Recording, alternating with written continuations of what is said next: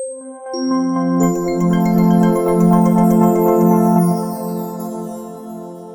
everyone, I am back. It's Dr. Hammond here with your mental health moment. I hope that you have had an amazing week. So let me know in the chat where you are tuning in from today. I am in the Tampa Bay area of Florida and where I reside the majority of the time if I'm not somewhere else on the planet in the world. But nonetheless, again, hope that you are well. For those of you who are new, mental health moment is about how do you become the best version of yourself so you can show up powerfully for yourself and for those around you. So that's what mental health moment is all about. And thanks again. Thanks again for those who are starting to join here. It's Dr. Hammond here with your mental health moment. And I wanted to give a special shout out for those of you who I see week after week after week, always tuning in. I'm super proud of you that you are on your wellness journey, doing what you need to do, implementing the strategies that you need in your life, again, to become a better version of who you are. I'm excited for each and every one of you who are on this journey because at the end of the day, when you take the time to work on yourself, to work on growing emotionally and mentally and spiritually and physically and all the different areas of your life, it really does have a great impact on you and those around you. So, all right, we're going to get started. Thanks again for those who are joining here. Let me know in the chat where you're tuning in from today. So, today on Mental Health Moment, what I wanted to share with you briefly are 5 ways that you can think about how do you boost your mood. And the reason why that's important is because every single one of us at some point, maybe we get into a funk, maybe we get into I don't feel like doing something today. Maybe you notice if you're really paying attention to your body, well, physically, emotionally, mentally, spiritually, maybe you notice that things are sort of off. So I wanted to share with you a couple of things. I wanted to share with you a couple of things that you can think about um, to boost your mood. Now, I do want to put a disclaimer on this. This is not a cure for depression. Uh, when there's different levels of sadness. There's clinical depression. There's just having an off day, having a sad day. There's a continuum when it comes to, there's a spectrum when it comes to depression. So it's really, really important. I want to say this before I start today's mental health moment. It's really, really important if you are at the point where you're like, man, I am really, really sad. I really can't function. I really think I need some professional help to make sure that you reach out to a mental health professional. Or again, there's different levels of depression, reaching out to a friend, a family member, a trusted colleague, or whomever it may be, so that you can get the support you need. So I wanted to make that, big asterisk on today's mental health moment before I share with you some ways to boost your mood, but not cure depression. I don't have that information yet. We're not quite there yet as far as a cure per se, but there's a lot of things that you can do to improve. All right, so 5 things today. So the first thing for you to think about, which no one ever wants to think about, but as a reminder to you, is how important movement is when it comes to boosting your mood. So I don't know about you. I love, well, everyone loves a different form of movement. Again, movement comes in different ways depending on what you're able to do physically, what you want to do physically, what you enjoy doing, what you're like, all these factors come into play, right? So I love movement now at this stage of my life. I spend a lot of time with physical exercise because I know that number one, not only do I need it physically, but mentally as well. There's so many studies I can go on and on about how the connection works with exercise. And a lot of you may experience that as well, like just feeling better after you exercise in some way. So that's tip number 1 today, is to really be thinking about and assessing, like, where are you at with your movement, like physically movement and your body, again, in the way that you're able to and in the way that you like to and you enjoy, right? So maybe you don't love running, or maybe you don't love swimming, but you like walking, or you like, I don't know, playing. I think pickleball now is like super popular, you all. I really want to start playing. I might try it here in the next couple months on a trip I'm going on. But I've heard it's so fun. I don't know how many of you love pickleball. You can let me know in the chat if you do. But I know a lot of people that actually do. But that's still a form of movement, right? So if it's pickleball or whatever it is that you like to play, if it's a sport, or again, if it's walking around the block, or if it's walking around a lake or river or wherever you're close to, all those sorts of things count. But that's tip number one, the reminder for you today to make sure that you're getting your movement in some way. Maybe some of you like to ride a bike, whatever it is, getting your movement in to make sure your body is staying as healthy as it can. To make sure, I mean, to help your blood flow, and also it helps you mentally. For a lot of people, not only can it help boost your mood, but for some people, they've even said like they feel clear in their thoughts, right? Like less confused. They feel more energy, right? More clarity and their thinking, which is a beautiful benefit, of course. And again, I mean, I can go on with the research, but there's a lot of really great research on how beneficial this can be mentally for you too, along with physically. So that's tip number one. And thanks for those who are still starting to join here. It's Dr. Hammond here with your mental health moment. Today, we're talking about 5 ways to boost your mood.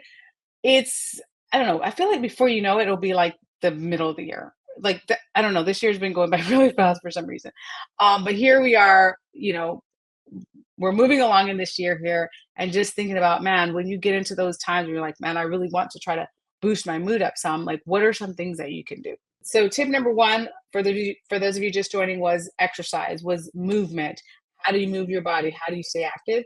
Which affects you mentally in a positive way, of course. And number two is thinking about how do you put gratitude into place.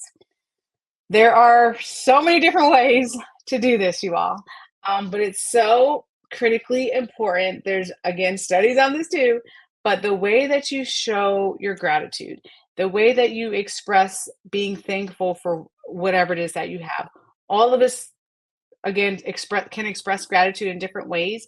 For some of you, you're jotting it down in a journal, or you're on a gratitude app, or you're telling someone thank you, or you're sending them that text message or email, or however it is that you communicate with people, right? You're expressing it and also feeling it inside too. So feeling what you are grateful for. Is it your friends, your family, your health, your life?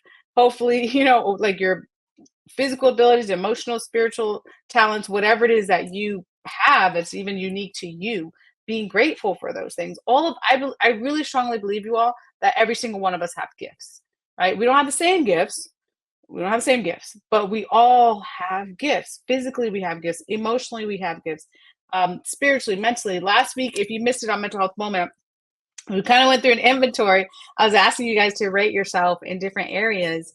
And that's because I truly believe that every single one of us have gifts. So hopefully, I hope that you're grateful, not just for material things. And well, that's a whole nother mental health moment. It's okay if you are grateful for material things. You're allowed to be. It doesn't mean you're this horrible person. Be grateful for whatever blessings you have in your life, but also be grateful for your unique gifts that you were given, whatever it is that looks like. There is not a right or wrong. I just strongly believe that we all have our gifts. Right? So be grateful for those things. It's Dr. Hammond here with your mental health moment. Today we're talking about 5 ways that you can boost your mood. So the first one was exercise, which is a huge reminder, because I know some of you are like, yeah, I know that, and it's all good, but what do you need to tweak? Like, how do you add in more movement? How do you do things that you enjoy? Is it yoga? Is it running? Is it walking? Is it swimming? Is it biking? Is it something else? Pickleball? We talked about whatever it is.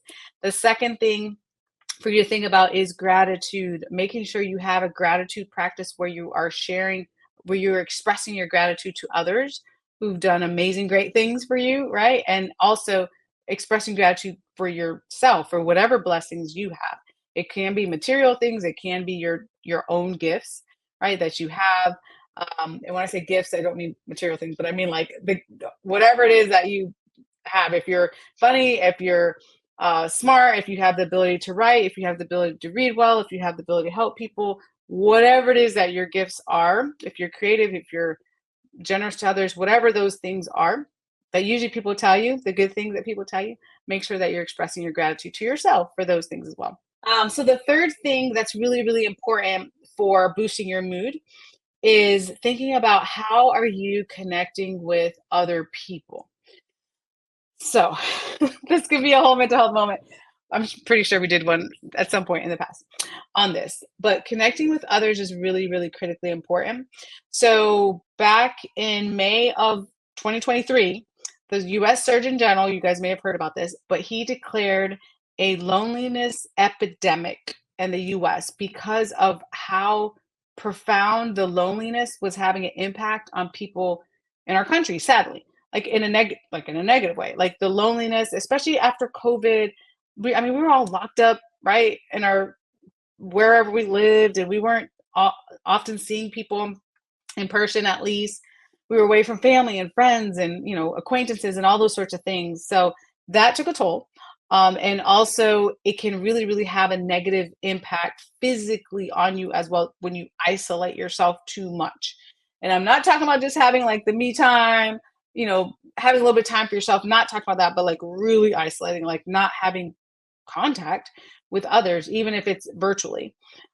So because of that, I share that with you to remind you how critically important it is to make sure you're connecting with others, whomever it is for you. You can think about right now that is supportive of you. So not the people that are toxic in your life, you know who they are, right? It may be a coworker, maybe a friend, maybe a family member, and maybe a colleague, whomever it is, the person that is not helping you with your mental health and wellness. Not those people, but the people that you can think about though who are supportive of you on your journey. So your friends or your family or your colleagues or whomever it is that you have. Maybe right now you're like, I don't have a lot of positive people around me, but my faith gets me through, right? So you're never alone. Whomever it is for you, making sure that you're connecting with, if it's a higher power, if it's a person, whomever it is, but making sure you're making those connections are really, really important when you think about how do you boost your mood. So that's the third thing for you to think about today is how do you connect with others? Really critically important because that can be a huge mood booster. Again, the positive people, the supportive people in your life. Okay, so number 4. So we're almost done, you guys. We have 5 today. So number 4 is thinking about, and this is one of my favorite ones, to think about how do you boost your mood is to get outside. There's so many benefits of getting outside in some way. So we all live in different climates. I live in Florida. So yes, well, it depends on, I've met some people that are like, Florida, like you have alligators and you have hurricanes and it's too hot and it's too humid. So to me, I love it because I live here. So I'm a little biased, but I get it. Like for some people, it's like, oh my gosh, it's way too hot there. So whether you're in a really hot climate like Florida, yes, it's humid and very muggy during the summer, but a lot of days we have sunshine. So we have no excuse to not get out in some way because we typically always have, most days, some sort of sunshine, right? So whether you're in a climate with a lot of sunshine or not, maybe you're right now in snow, or wherever type of climate that you're in, it's just really important for you to think about how do you get outside? How do you spend time in nature? How do you get to a beach, or how do you get to a lake or a river or a mountain, or if walking through a park? Like, how do you get to those spaces, and make sure you get in those spaces to try to elevate your mood, to try to feel better. I know that when I've traveled to so many different, like a gazillion different places, but even in different climates, aside from Florida, being in nature and just walking around. Sometimes it's been parks. Sometimes it's been all that I named before, rivers or lakes or mountains or beaches or wherever it's been.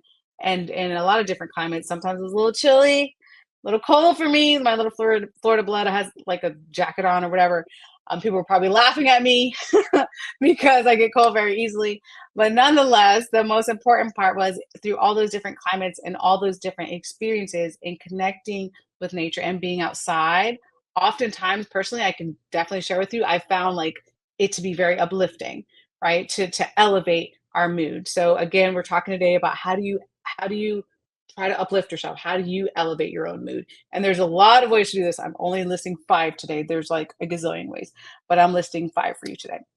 And things that you can think about starting to implement in your life as well. And then the 5th one, the final one, is really important. Also, all of these are important today, but this is like critically important. Number 5, because if you start to make this a part of your practice and make this a part of your routine, you can start to really think about resetting your mood, retraining your brain, thinking about how do you improve your day to day, even, And so the number 5 tip for today is to practice mindfulness.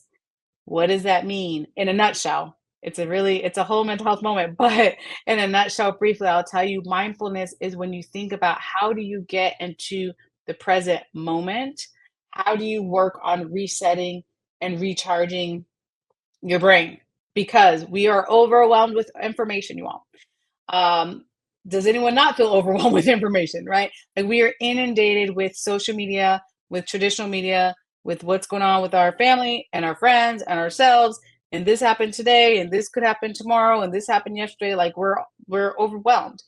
Um, but when you take a moment, when you take a minute, as I like to share, with practicing mindfulness, and like there's a lot of different ways to practice mindfulness, but in each part of your day, and really stop and think and be in that present moment, it gives you a chance to reset, to recharge yourself, to think about your mood, to think about how you're doing, and start to improve the rest of your day. So that's the 5th tip for you to think about. How do you practice mindfulness? And there's a lot of ways to do it.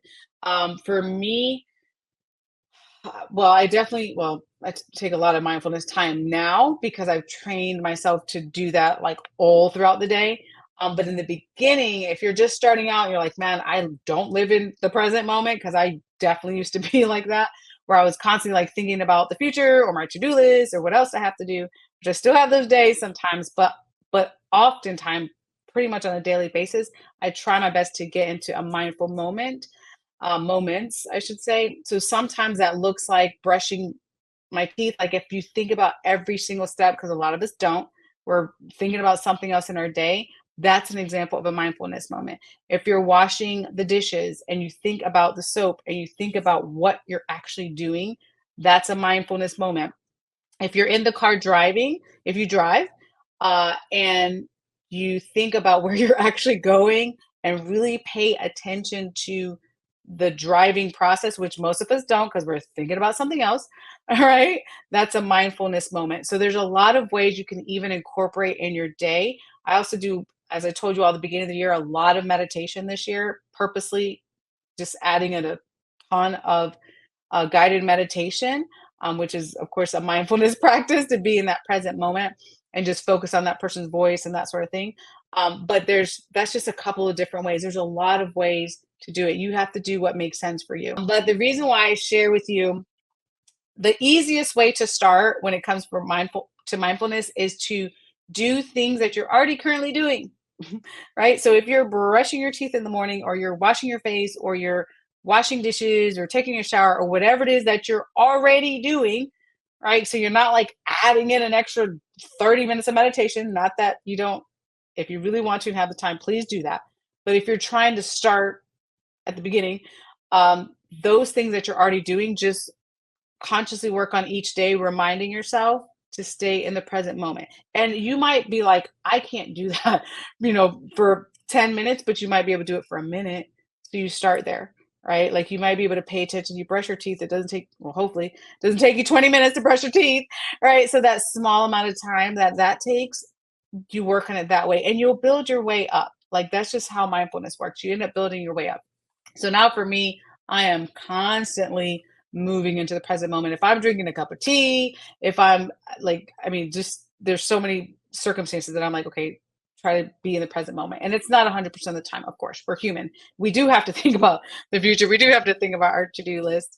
We might be stuck on, something that happened yesterday. That's completely normal, but it's really, really important also for you to work on resetting, recharging, putting in the mindfulness practices so that you can work on elevating your mood. Okay, so as I wrap up, today we went over 5 ways to think about boosting your mood, things that you can implement, things you can start right today, different things you can start today, or some of these things you might already be doing, but you can always tweak and you can always improve, right? So if I think about 5 to 10 years ago, like my my mindfulness practices, my self-care practices were definitely not what they were today at all. So yay, progress, but I would never say like, okay, well, I'm done. No, like there's always room for us to be improving. So it's like, okay, what little thing maybe can I tweak this year? Or what thing am I going to be tweaking in 6 months from now, right? So some of these things for you all are not new things, but they're just things for you to be thinking about and making some subtle changes or maybe major changes, for you to continue to have the progress and the results that you want.